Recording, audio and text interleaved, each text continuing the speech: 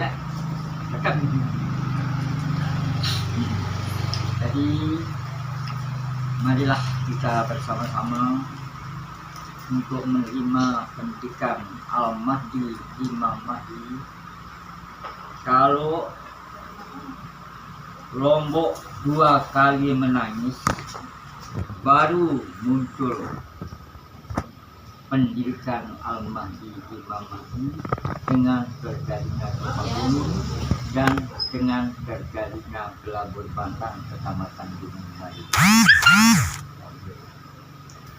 Gelabur Bantang Kecamatan Gunung Sari betul-betul ujian total buat umat. Lagi diliputi oleh virus corona, ujian luar biasa.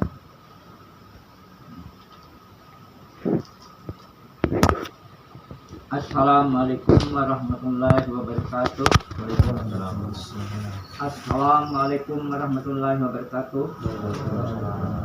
Assalamualaikum warahmatullahi wabarakatuh. Amanat dari Sultan Aulia Rijalul Gaib Malikul Kusno Cakrabuana Kiai Haji N.R. Soekarno. Jangan lagi bicara tentang barang rahasia amanat. Sejarah Islam berhasil karena surat tanpa nama akan muncul dan akan dihibahkan kepada seseorang yang akan duduk di kursi Imam Mahdi.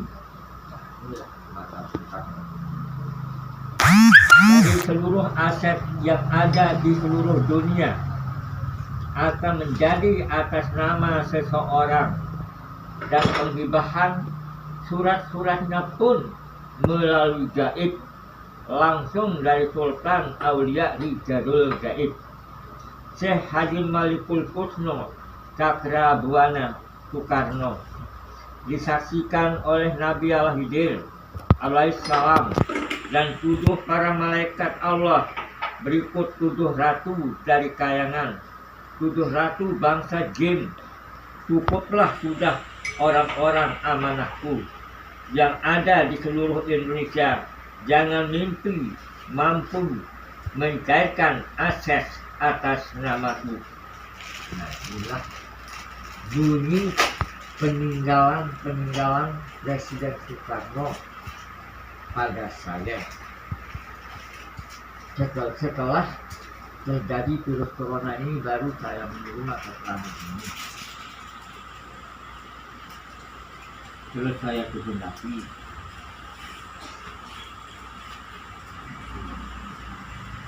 jadi, apakah pernah mendengarkan kata-kata ini? Kata-kata dulu pernah mendengarkannya?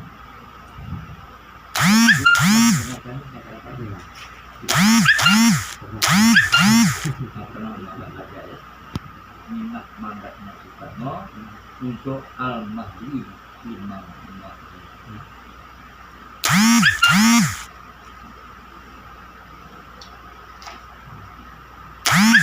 Apabila salah satu tamu saya yang terhormat ini mau dibayar, saya akan berikan pantun dulu.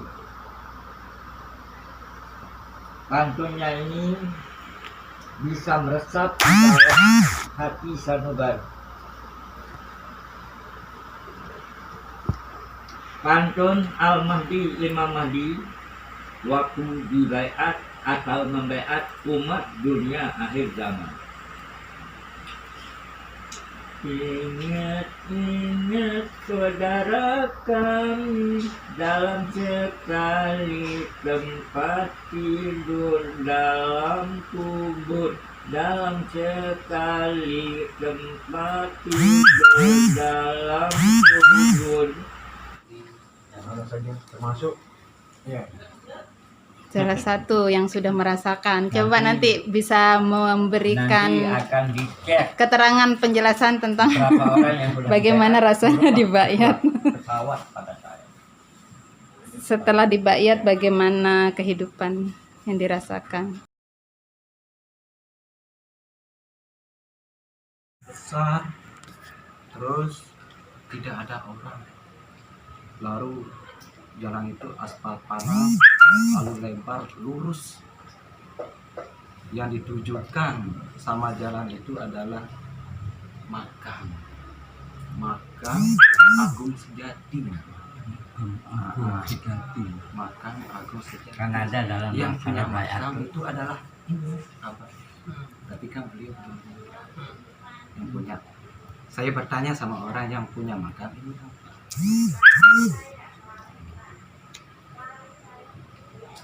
Karena saya punya keyakinan, saya baca-baca dulu ini, ternyata alhamdulillah setelah saya dibaiat sama beliau, alhamdulillah kehidupan saya ini, alhamdulillah syukur, saya bersyukur aja.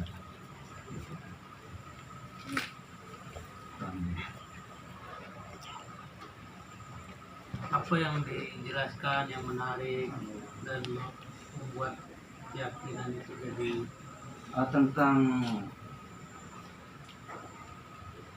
tentang Allah itu hanyalah nama sebenarnya. Dan Allah yang punya nama. Allah itu hanyalah nama. Sekiranya saya berbahasa lepas, Ustadz lah. Saya sekiranya kenal Ustadz, kenal namanya Ustadz aja. Apakah saya bisa melihat rupa orangnya? Begitulah dengan asma-asma Allah, wujud-wujud Allah kayak gini. Itu yang saya dapatkan dari beliau. Sekiranya saya kenal namanya aja, bisa nggak saya sampai ke rumahnya Pak Ustadz gitu. Begitu Belum juga tahu dengan wujudnya. Allah Subhanahu wa Ta'ala. Begitulah, itu yang saya dapatkan. Pengenalan Setelah diri kita sejati mengetahui intinya. rumahnya Allah, wujudnya Allah, apa-apanya Allah, insya Allah kita akan kenal semuanya. Apapun ada di dunia nyata atau dunia gaib ini adalah tidak yang lain.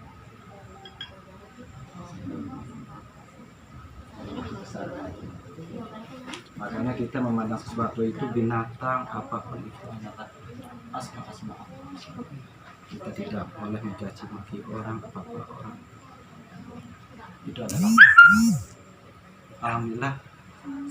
Setelah mengenal beliau, saya alhamdulillah tidak terlalu menduniawi, tidak terlalu apa gitu.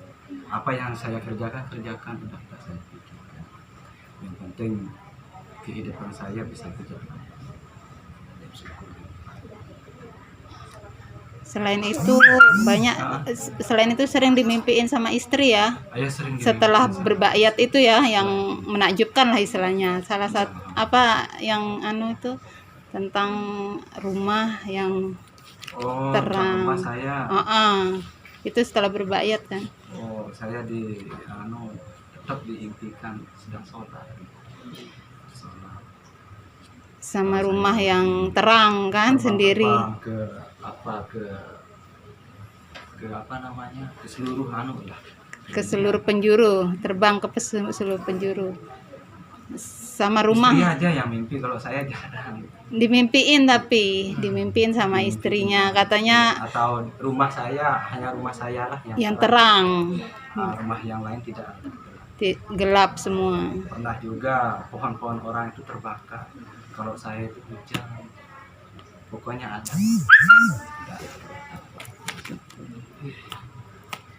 itu juga yang menambah inilah yang keyakinan. Alhamdulillah. Kalau Iya. pendakwaan dari Abah gimana, pendakwaan sebagai Imam Mahdi?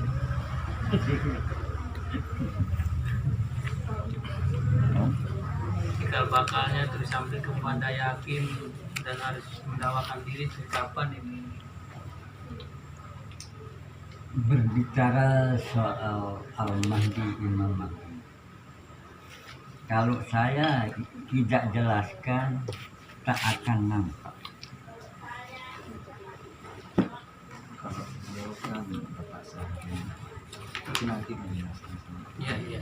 Inilah yang saya edarkan di masyarakat NTB misalnya. Baru sebahagian, tapi setelah sebahagian nih tamu-tamu terhormat yang datang. Lagi layangan yang sudah putus bisa bertemu lagi dengan anaknya ini. Alhamdulillah. Al-Mahdi, Imam Mahdi mengatakan. Saya jelaskan tentang Al-Mahdi. Al-Mahdi, Imam Mahdi, Al itu menunjukkan kita harus percaya pada Allah yang satu. Al itu menunjukkan kita percaya terhadap alam yang satu ini, alam yang nyata ini, belum alam gaib. Saya kerjasama dengan alam gaib juga saya kan. Al itu menunjukkan Al-Quran yang satu, pedoman hidup yang tidak menyesatkan umat, sesuai dengan kata barang siapa diberi petunjuk oleh Allah, tidak ada yang mampu untuk menyesatkannya, dan barang siapa disesatkan oleh Allah, tidak ada yang mampu untuk memberi petunjuk. Al itu menunjukkan al-hadis, harus kita yakin tentang sunnah-sunnah Rasul. Nah inilah yang diterapkan oleh Mirza Ghulam Ahmad. Al itu menunjukkan Al-Masih, Nabi Isa Al-Masih. Jadi kerjasama kita ini bersama ini, Al kerjasama dengan Al.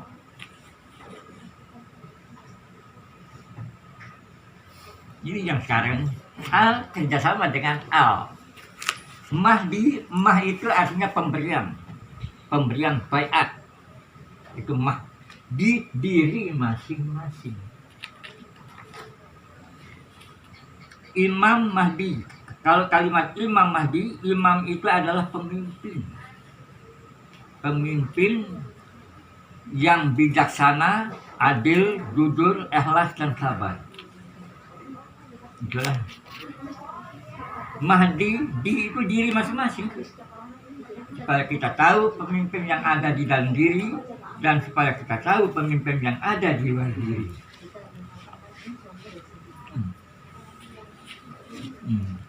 Nah sekarang saya berkata, walaupun Allah menciptakan bumi dan langit beserta dengan isinya, masih ada manusia yang tidak percaya tentang kebenaran. Bukan masih ada, malahan masih banyak untuk mendapatkan kebenaran lewat baiat. Karena saking gelapnya Ghulam Ahmad ini, sehingga orang tidak mengenal Allah dan tujuan. Dapat diibaratkan sebagai semut hitam berjalan di atas batu yang hitam di tengah gelap gulitanya malam, sehingga tidak mengenal Allah dan tujuan. Nah sekaranglah sayalah yang akan memberi obor dalam kegelapan, seperti kunang-kunang. Saya pernah bermimpi juga. Sudah kubur marong, kubur rungkang karang baru dirusak oleh masyarakat beriman. Kan? Dirusak itu artinya yang kubur yang sudah dipermanen dirusak, banyak sejarah. Jadi saya bermimpi sebuah pohon kayu yang hijau seperti pohon manggis. Pada pelepas daun itu hanya 50-an lebih kunang-kunang sedang berdialog. Setelah saya ketahui bahwa kunang-kunang itu berada di atas daun pohon itu, lalu bertebaranlah dia sehingga saya menjadi lebih gelap daripada terungking saya jadinya. Saya yang diterangkan oleh. Nah setelah hilanglah lagi kalau sudah menjauh kegelapan, keterangan yang begitu menandul itu menjadi hilang kembali. Itulah rahasia Mirza Ghulam Ahmad.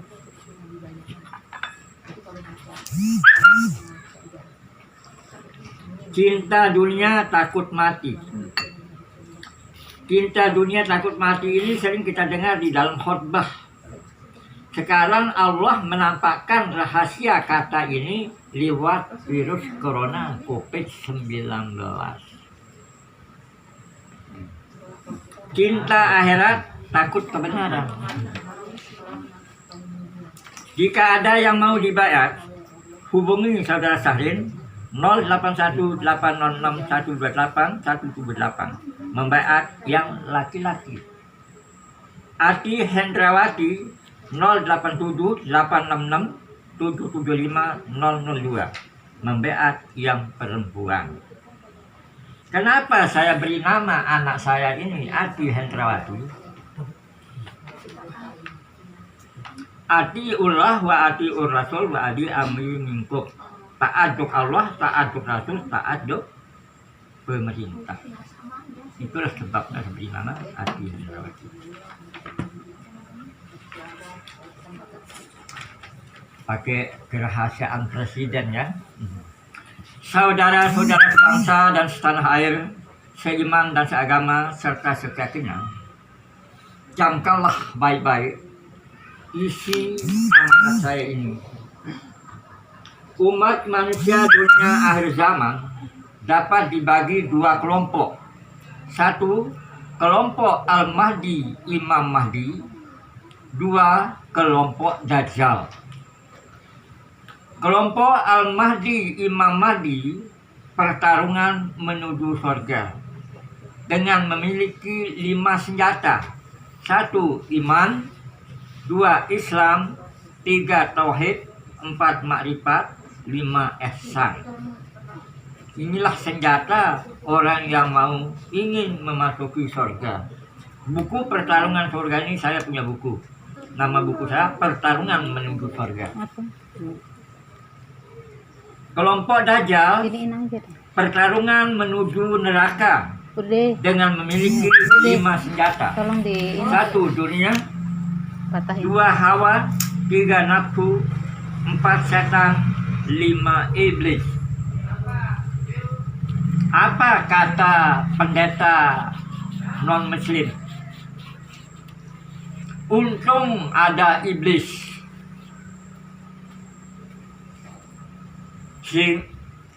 sehingga untung ada kafir, sehingga ada yang menemani iblis di neraka. Itu kata pendeta. Kalau saya, untung ada Al-Mahdi, Imam Mahdi. Ada yang menemani umat di surga. Ke semua umat dunia akhir zaman, cepat dan segera untuk terjunkan diri ke arah pembaiatan agar mendapat kelompok Al-Mahdi, Imam Mahdi menuju pertarungan surga, bukan menuju pertarungan neraka. Kita hidup dalam hidup untuk dibaiat agar mengenal diri sendiri dan mengenal rasa yang ada di dalam diri dan mengenal Allah. Apa kata filsafat batin? Cubitlah dirimu sendiri sebelum dicubit oleh orang lain.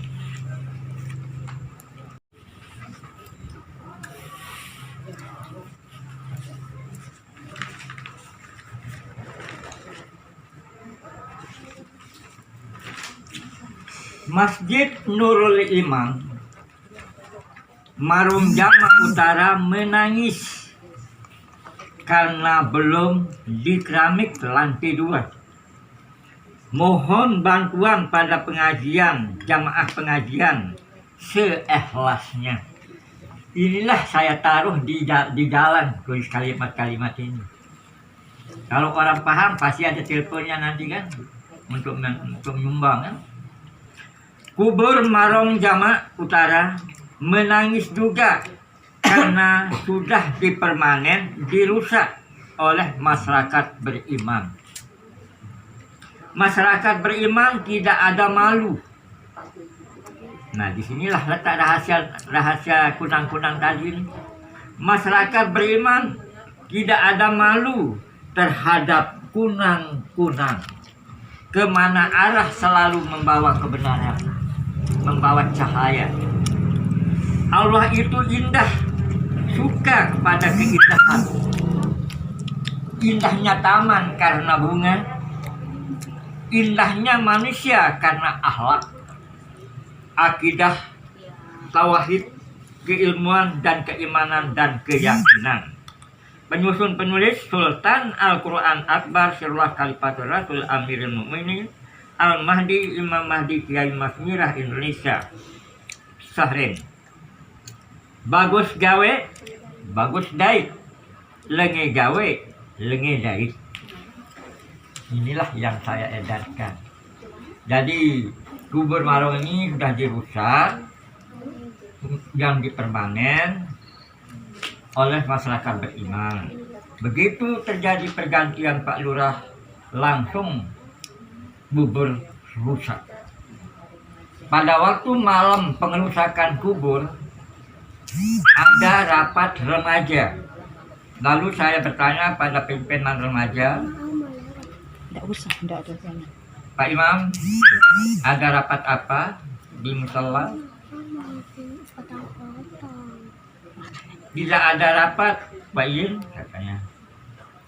Ada sekitar silaturahmi saja. Oh, kalau begitu, boleh saya hadir? Silahkan hadir. Nah, begitu saya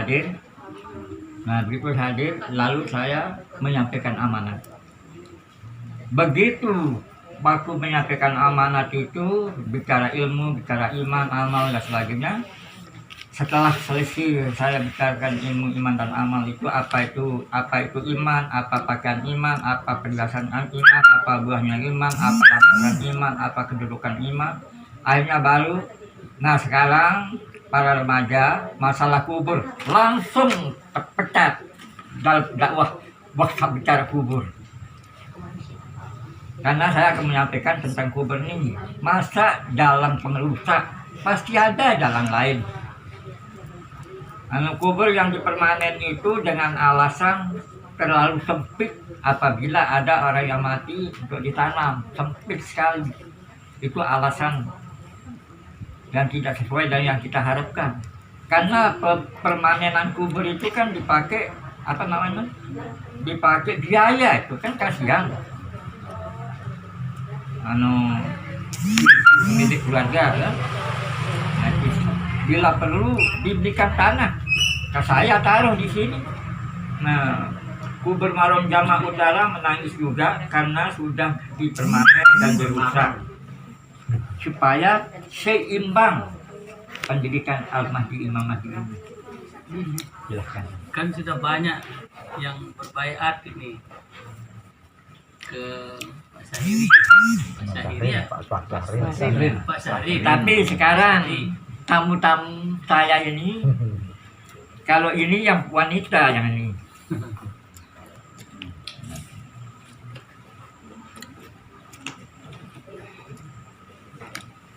Ini wanita, ini Abi yang bekas ini kan. Siapa yang mau kan? Kalau saya yang laki kan. Nah, itu anaknya itu. Mohon maaf, ini tahun berapa? Namanya 2001, 2002? 2001. Oh, 2001. Awal 2021. Jadi sejak kapan pendakwaannya nih sebagai Imam Mahdi lah atau Al-Mahdi ya? 2021 baru berarti. Baru merintis ini. Saya pun sejujur Tapi tidak gampang. Enggak. Menangis Lombok. 2021. Gempa bumi Lombok. Bulan apa? enggak, baru 2 bulan 3 bulan ini mulainya. Oh gitu. Jadi gini, di tahun apa namanya, dari tahun 2020 kita mengikuti perjalanan ini kan, sebenarnya begini ya, di awal berpuluh-puluh tahun Abah ini terus di rumah didatangin petunjuk berpuluh-puluh tahun semenjak Kasih ilham ya. semenjak saya masih masih kecil lah gitu, dan terus didatangin petunjuk tiap malam sehingga Kan di bisa dalam buku kecil itu kan ada agung. bisa dikatakan tidurnya nggak nyenyak dengan petunjuk-petunjuk yang datang tiap malam. Terus intinya dibimbing goib lah gitu. Nah, setiap malam dapat petunjuk pagi apa, pokoknya nggak tenang lah hidupnya gitu istilahnya, karena terus datang petunjuk-petunjuk yang ada. Nah, setelah awal 2020 itu Abah pernah diceritakan asal mula corona datang dari petunjuk Abah itu, yang pernah diceritain mimpinya itu, yang asal corona itu. Abah pernah diceritakan tentang Sejarahnya ini. sejarah corona datangnya itu. Nah, disitulah ternyata ilmu yang didapat sama Abah yang berpuluh-puluh tahun sebelumnya itu ternyata akan digunakan di akhir zaman ini. Dan terus petunjuk datang ke saya sama Abah itu berkolaborasi lah istilahnya ya. Terus saling berkaitan. Sehingga saya pun nggak tahu kalau saya harus membayat wanita karena petunjuknya datang dari Abah. Nah, ketika saya membayat wanita, salah satunya istri beliau, memang beda merasakan setelah pembayatan itu ada. Intinya pembayatan Abah ini untuk pengenalan diri sejati hidup. Bukan untuk semata-mata untuk syariat kulitnya aja gitu, tapi isi gitu. Siapa yang menyembah, siapa yang ada dalam Jadi kita harus betul-betul mengenal diri sejati itu siapa sih, kayak gitu. Dan Allah yang sejati itu siapa sih? Itu yang dibayat sama Abah, pembayatan ke arah sana. Bukan kulit-kulitnya aja, tapi isi, akar ilmu. Sehingga dikatakan pembayatan Abah itu kedudukan ilmu itu sendiri. Contoh nih, kita terus saja berkelana mencari ilmu, tak ada kedudukan, capek apa enggak? Nah, di kedudukan pembayatan Abah itu akan menemukan titik terangnya nanti. Seperti itu pembayatan Abah. Itu pun yang dirasakan sama mereka-mereka yang sudah berbayat, yang lulus. Tapi nggak gampang mau berbayat dengan Abah, ada kata lulus sama tidak lulusnya. Jadi nggak semata-mata harus mengiyakan langsung oke, langsung apa itu langsung lulus, enggak. Jadi ada istilahnya penyaringan di situ. Pembayatan lulus tidak lulus itu Allah yang membuat lulus lah istilahnya. Seperti itu, Pak. Jadi tidak. Sekarang tamu-tamu yang terhormat yang begitu datang pada saat hujan yang membesar ini, saya sangat bersyukur sekali atas kedatangan, karena demi mempertahankan iman dan takwa kita. Ya intinya yang didalil dua hal itu kan, man arafa nafsahu faqad arafa rabbahu, sama Allah itu dekat sama urat leher sebenarnya. Kalau lebih mau dekat lagi. didengarkan kerahasiaan munculnya virus corona ini, saya akan bacakan. Nah, itu awalnya kita Awalnya. baru Kita tahu kalau itu tugas minta dari Bapak Allah untuk dulu kita. memberikan keterangan demi umat, supaya saya memperoleh ilmu juga, baru saya akan bacakan yang ini. Tadi saya sempat baca itu. Ya, Tadi saya sempat baca yang ditunjukkan ke saya. Ya, nanti setelah Bapak memberikan penerang. Baru dikasih penjelasan tentang asal mula corona datang. Asal mulanya dari petunjuk yang datang dari Abah. Ya, bismillahirrahmanirrahim. Assalamualaikum warahmatullahi wabarakatuh. Waalaikumsalam warahmatullahi wabarakatuh. Ya, pertama-tama saya senang kita bisa bersilaturahmi dan akhirnya bisa ta'aruf dan bisa berbagi ilmu baik jasmani maupun rohani ya. Dan dengan pertemuan ini saya dari awal menyimak ya sangat menikmati. Alhamdulillah. Kopi. Hidangan jasmani ini, hidangan rohaninya juga saya menikmatinya. Nah, kenapa saya menikmati? Karena memang saya sudah banyak tahu ibarat makanan model apapun. Kalau sudah saya terbiasa menikmatinya maka itu akan cocok dan Nyambung. kan, terasa bermanfaatnya gitu. Nah, hidangan-hidangan rohani yang beliau sampaikan juga pun itu bukan hal yang baru buat saya, apalagi teman-teman ini yang datang. Kajian-kajian seperti ini ya sudah kalau istilah beliau tadi saya sempat ini, kita ini sudah dalam jauh gitu menyelami apa kajian-kajian yang beliau sampaikan itu. Makanya nggak ada hal yang menurut saya baru dan salah. Cuma itu tadi yang saya perlu lebih dalam. Kita pun membahas berkaitan dengan Imam Mahdi. Kita pun juga berbaiat juga kepada Imam Mahdi. Ya, kita pun juga sudah melampaui tadi yang Ibu sempat sampaikan, ma'rifatullah itu sampai kepada level yang lebih tinggi lagi, fana fillah. Iya. Jadi tidak berhenti sampai ma'rifatullah, tapi sampai fana Ubur. fillah sebagaimana yang Nabi kita Nabi besar Muhammad SAW terus rasakan kelezatan itu. Nah, kenapa saya mempertanyakan berkaitan dengan baiat kepada Imam Mahdi? Kan ya itu tadi memang bukan perkara mudah, karena itu sudah menjadi saripati dari, ya kalau dibilang ini sumsumnya kehidupan lah. Iya. Orang yang tidak ada baiat, kalau sabda Nabi kita Nabi besar Muhammad SAW, faqad mata mitatan jahiliyah, maka sungguh matinya itu akan mati dalam keadaan mati jahiliyah. Begitu pentingnya tentang baiat yang tadi sampaikan. Kenapa? Karena dalam Al-Quran banyak ayatnya, misalnya surah At-Taubah, surah Al-Mu'min, kan, surah Al-Fat juga disebutkan. Nah, bahwa orang-orang yang berbaiat kepada Allah Ta'ala itu sejatinya adalah mereka innallaha ashtara minal mu'minin, sesungguhnya Allah Ta'ala membeli dari orang-orang beriman. Ya, apa yang dibeli Allah Ta'ala dari orang-orang yang beriman? Ya, bi amwalihim wa anfusihim, segala apapun harta benda yang kita punya, bahkan jiwa raga kita. Untuk tujuan apa?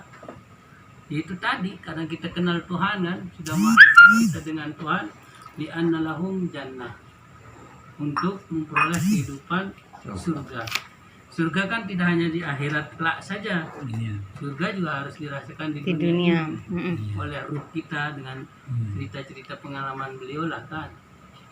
Itu adalah ganjaran atau bayaran dari pembelian Tuhan kepada kita yang sudah menjual diri kepada Allah Ta'ala. Kan gitu dia. Nah, cuma Allah Ta'ala tentu tidak serampangan, tidak sembarangan memberikan mandatnya kepada siapa harus berbaiat kan. Orang-orang yang beriman itu, kalau di zaman Nabi Muhammad SAW ya kepada Nabi Muhammad, dalam surat Al-Fat dan Al-Mu'min disebutkan allazina yubayyi'unaka, orang-orang yang berbaiat kepada engkau wahai Muhammad. Innal ladzina yubayyi'unallah, sesungguhnya mereka itu berbaiat kepada Allah Ta'ala. Kenapa? Yadullahu fawqa aydihim. Walaupun secara fisik ada tangan Nabi Muhammad di atas tangan orang-orang beriman yang masuk Islam melalui ikrar itu, sejatinya itu adalah perwakilan dari tangan Allah Ta'ala. Yadullahu fawqa aydihim. Tangan Allah Ta'ala lah yang ada di atas tangan-tangan mereka. Di zaman Nabi Muhammad, mandat itu kepada Nabi Muhammad. Nah, sekarang ini kita umatnya Nabi Muhammad, muridnya Nabi Muhammad di akhir zaman. Sudah luar biasa beliau mengupas, mengkaji berkaitan dengan Imam Mahdi. Karena memang di akhir zaman ini mandat untuk melanjutkan misi pembaiatan yang dulu diserahkan kepada Nabi Muhammad yang sekarang sudah wafat, dilanjutkan kepada muridnya Nabi Muhammad yang bergelar Imam Mahdi itu. Kan gitu. Nah, oleh karena itu siapa Imam Mahdi, siapa yang lebih tahu? Bukan mau-maunya person to person. Di dunia ini hingga sekarang ini udah ribuan orang mengakui Imam Mahdi. Iya, betul. Ribuan orang mengakui Imam Mahdi. Nanti pada akhirnya akan ada titik Kan gitu. terang. Bagaimana memfiltrasi ini, bahwa ini yang menjadi pelanjut penerus apa yang dilakukan oleh Nabi Muhammad, kan gitu. Nah, untuk bisa tahu ya Nabi Muhammad yang lebih tahu.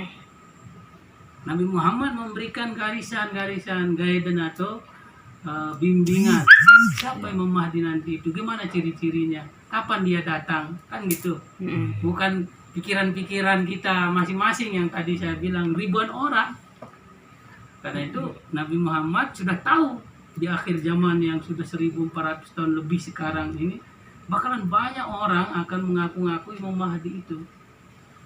Nabi Muhammad itu sudah tahu yang benar, dan ketika itu diberikan, ya wajar beliau bermimpi terbang sana kemari melihat keindahan. Itu cara Tuhan memberi basyirah, kabar gembira. Nah, dan Imam Mahdi setiap hari kehidupannya itu penuh dengan itu, sehingga ya inginlah dengan gemerlap dunia karena ada yang jauh lebih indah yang selalu dihadirkan untuknya. Itu pengalaman Bapak lah kan. Gitu. Ini mungkin ya untuk pemula Iya. tahap awal supaya nanti bisa lebih dalam barangkali berdiskusi. Iya. Saya ini ingin sekali menghilangkan yang 9, datang yang 9. Yang saya hilangkan ini pada saat saya akan baca mengapa Al-Mahdi, mengapa virus corona itu timbul di Indonesia. Baru saya jelaskan, kita buang yang 9, kita ambil yang 9, sehingga menjadi Asmaul Husna. Lanjut ya. Enggak apa-apa, saya juga melihat ya, pastinya corona dari Tuhan untuk suatu maksud agung ya, di mana dunia dibuat terbelalak, pasti ada tujuan Tuhan mau memberi perhatian kepada dunia ini, kan gitu. Bahwa Tuhan ada yang kalian lupakan, kan gitu. Tuhan pun kapan saja bisa berbuat sesukanya kan, ketika kalian melupakan pencipta kalian, kan gitu. Nah, ini konsep saya ini sudah banyak direkam oleh polisi, oleh protokol kesehatan gitu. Saya beri judul mengapa virus corona timbul di Indonesia. Bukan di Indonesia saja nih, di rahmatan lil alamin. Dengan virus corona ini. Saya akan bacakan ya. Sambilan. Ya, ya. Balik-balik.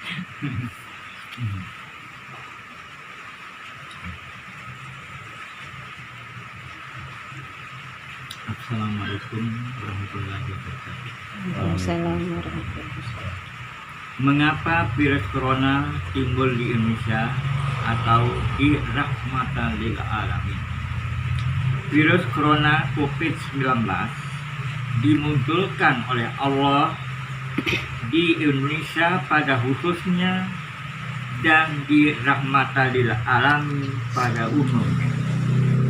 Lewat hidayah Allah Al-Mahdi, Imam Mahdi didatangi hidayah.